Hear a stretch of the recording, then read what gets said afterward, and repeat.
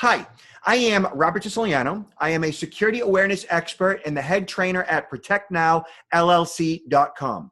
Welcome to this week's Protect Now Security Snapshot. Each week, we break down recent events in the world of scams, fraud, and identity theft.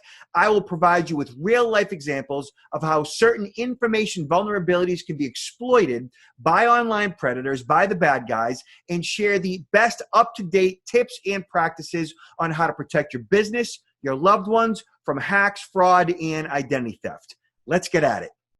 And welcome to this week's Protect Now Security Snapshot. So happy New Year. Welcome to 2021. This is a new and exciting and all kinds of new in 2021.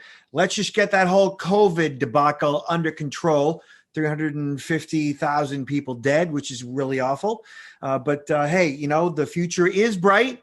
We just have to get that under control. And as long as you and I are working together, along with, taking down the divisions in politics, I think we should all live happily ever after eventually. All right. So the significant risks of the remote desktop computer, especially during COVID, those of you who are working from home, or even if you ever travel and you have to access your home device from a hotel or resort and so forth, there are a number of issues. We're going to discuss that. Also, we're going to show you how to visit the Protect Now ID protection page.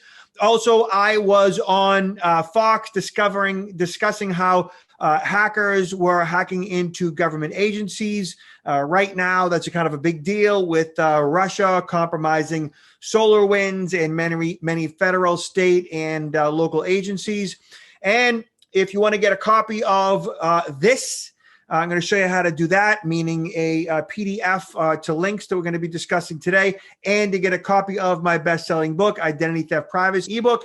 And then you got to visit our Facebook group. I'll show you how to get access to our Facebook group. All right, so let's get at it. Okay, so remote desktop. What does that mean? What is it actually? So whether you are in a Windows or an Apple environment, you have access to a lot of remote desktop type tools. So there's a remote desktop protocol, which is provided by default via Microsoft, which allows you to log into a Microsoft Windows PC from another Windows PC, or even from a Mac, or in some cases, even from a mobile device.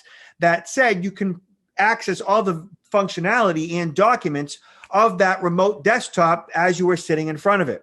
Now, this same software is available to Mac users. It's also available in a variety of different apps in Google Play and on Apple's iTunes, all kinds of third-party apps that allow for remote desktop protocol. You can also sign into services like LogMeIn. TeamViewer is another one. And they have their pros and cons. Obviously, the pros are the absolute convenience of it. The cons, of course, is that, of course, if you can log in remotely to your device, that means that somebody else potentially can log in remotely to your device, either because that remote desktop server was compromised in some way, which really isn't the norm. The norm is that your credentials on your own device were compromised. And what that might mean is that your username and passcode were, say, out on the dark web because you use the same username and passcode for 100 different websites, and any one of those websites were hacked, and those credentials ended up in the dark web, and therefore you end up getting compromised, meaning somebody gets remote access to your desktop. So if you're using something like TeamViewer to access your desktops remotely, you want to make sure you have multi-factor authentication, two-factor authentication, so that they recognize the device, they recognize your passcodes, along with a one-time passcode that they may text to you.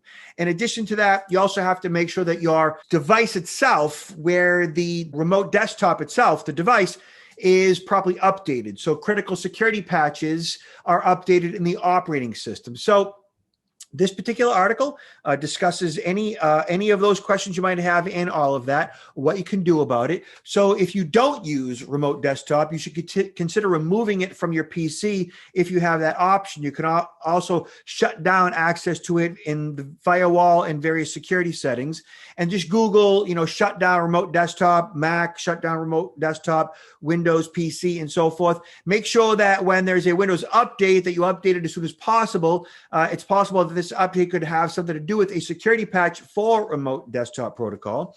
Ensure that your wireless connections are encrypted, also password protected. That means that if you're on a Wi-Fi network that's unprotected, like at a hotel or an internet cafe, a resort, airport, and so forth, that a bad guy could snoop in to your session, and that could be an issue. So use a VPN, virtual private network. We've talked about that before.